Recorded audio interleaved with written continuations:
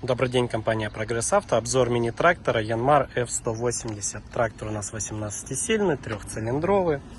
Передние шины установлены 6х12, имеют хороший остаток, небольшие растрескивания.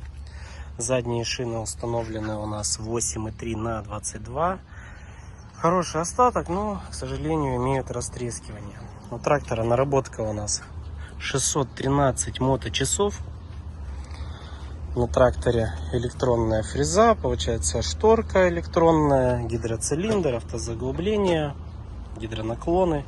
Все присутствует по рычагам.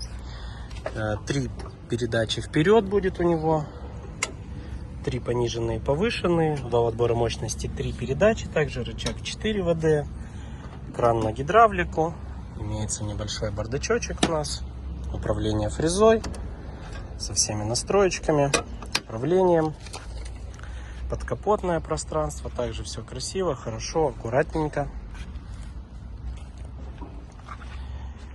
Итак, по его размерам: ширина трактора 112 по передним колесам, по краям зад 116, колея по переду 95, по заду 93.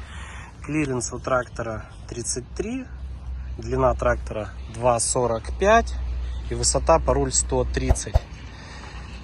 Ширина фрезы 130 у нас. Фреза в отличном состоянии, вся целенькая, рабочая, навеска трехточечка. И самое главное, полностью полный комплект новых ножей установлены на тракторе.